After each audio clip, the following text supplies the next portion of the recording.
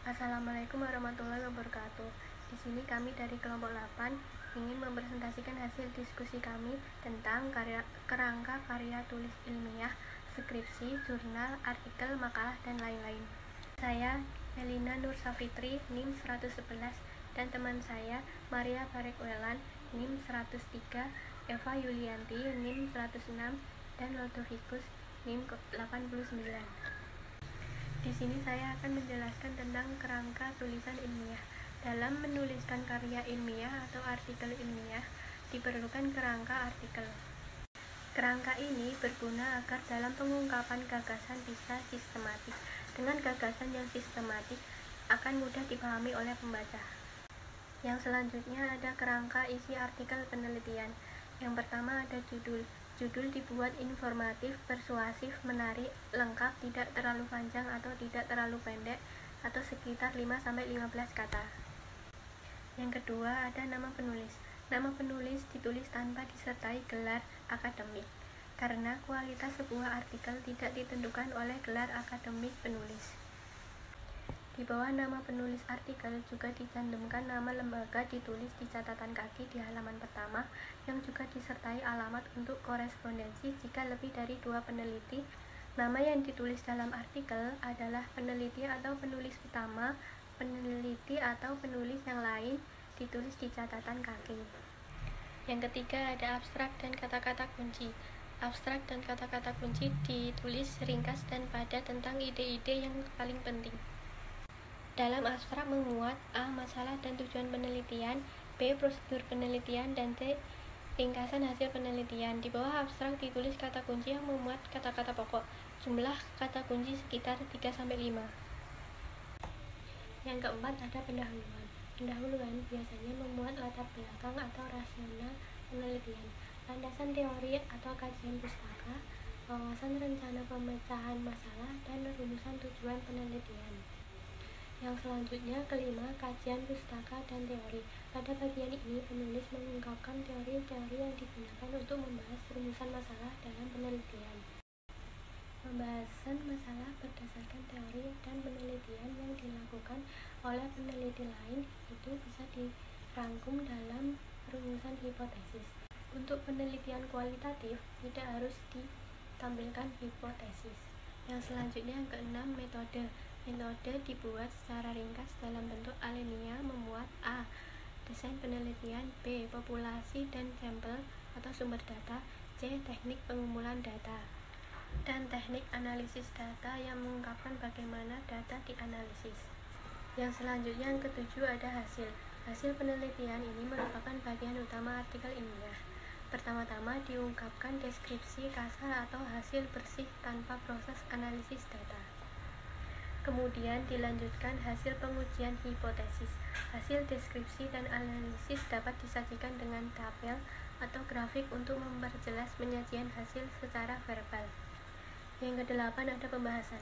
Pembahasan merupakan bagian dari keseluruhan isi artikel ilmiah.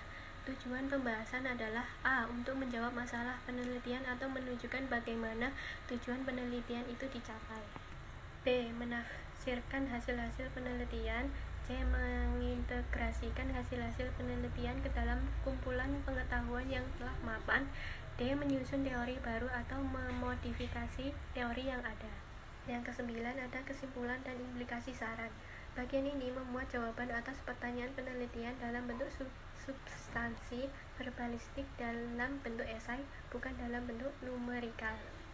Pada kesimpulan atau saran juga dimuat implikasi temuan penelitian atau saran-saran yang mengacu kepada tindakan praktis atau pengembangan teoritis. Yang ke-10 ada daftar rujukan. Rujukan harus lengkap sesuai dengan rujukan dalam teks dan konsisten. Tata cara penulisan dalam rujukan mengikuti gaya selingkung yang berlaku di jurnal tempat sasaran tujuan penulis. Semua buku atau artikel yang dikutip harus dicantumkan dalam daftar rujukan.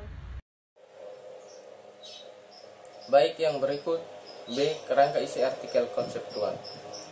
Yang pertama, judul artikel. Judul artikel konseptual tidak terlalu panjang dan tidak terlalu pendek. Kira-kira terdiri atas 10 sampai dengan 12 kata. Judul ditulis menarik pembaca, dengan cara mengungkapkan isu-isu yang aktual bagi masyarakat. Judul yang tepat dan menjadi salah satu sebab sebuah karangan ilmiah menarik dan berbobot. Yang kedua, pendahuluan. Bagian ini berisi latar belakang masalah yang mencakup alasan-alasan topik tersebut dibahas. Deskripsi hasil pengamatan secara umum, identifikasi masalah, rumusan masalah, dan tujuan pembahasan. Walaupun tidak diungkapkan secara eksplisit, yang terpenting adalah topik atau konsep tersebut dibahas. Yang ketiga, pembahasan masalah. Bagian ini berupa bahasan topik yang telah diungkapkan dalam rumusan masalah, berisi jawaban permasalahan yang berwujud analisis atau uraian disertai deskripsi. Contohnya, sebab akibat, klasifikasi, dan kemungkinan lainnya. Yang keempat, penutup. Bagian penutup berisi simpulan dan saran. Simpulan harus relevan dengan judul, rumusan masalah, dan pembahasan masalah. Yang terakhir, daftar rujukan. Rujukan yang ditulis dalam artikel hanyalah rujukan yang berasal dari buku atau jurnal yang dikutip oleh penulis. Cara penulis rujukan harus konsisten sesuai dengan gaya selingkung jurnal yang akan dituju. C. Format penulisan makalah. Makalah adalah suatu karya tulis yang bersifat ilmiah dengan pembahasan permasalahan tertentu berdasarkan hasil kajian teori atau kajian lapangan. Format penulisan makalah yang pertama adalah sampul yang berisi judul, logo, identitas penulis, serta tempat dan tahun terbit. Yang kedua adalah kata pengantar yang berfungsi sebagai gambaran agar pembaca memiliki pandangan umum terhadap makalah. Yang ketiga adalah daftar isi yang berfungsi sebagai panduan dan gambaran mengenai garis besar isi makalah. Daftar isi berisi bab, subbab, dan nomor halaman. Yang keempat adalah pendahuluan. Dalam pendahuluan terdapat 3 subbab, yaitu latar belakang yang berisi hal yang menjadi landasan pembuatan makalah. Yang kedua, rumusan masalah yang berisi beberapa hal atau masalah yang nantinya akan dibahas secara mendalam. Dan yang ketiga adalah tujuan, yaitu tujuan penulis dalam pembuatan makalah. Yang kelima adalah pembahasan atau isi yang berisi uraian pokok dalam permasalahan yang dibahas, biasanya berisi landasan teori, uraian materi, dan solusi dari suatu permasalahan. Yang keenam adalah penutup yang berisi kesimpulan dan saran. Yang ketujuh adalah daftar pustaka yang berisi referensi-referensi yang digunakan oleh penulis dalam pembuatan makalah. Dan yang terakhir adalah lampiran. Format penulisan skripsi. Skripsi merupakan karya ilmiah tertulis yang disusun oleh mahasiswa dengan kaidah dan etika keilmuan di bawah bimbingan dosen yang berkompeten dan merupakan cerminan kemampuan mahasiswa dalam menerapkan ilmu pengetahuan teknologi pada lingkup keilmuan tertentu. Hal-hal yang perlu dicantumkan setiap bagian skripsi. Yang pertama itu bagian awal. Bagian awal ini dia terdiri dari sampul bagian, lembar persetujuan pembimbing skripsi, lembar pengesahan dewan penguji skripsi, kata pengantar, pernyataan keaslian, daftar isi, dan daftar lampiran.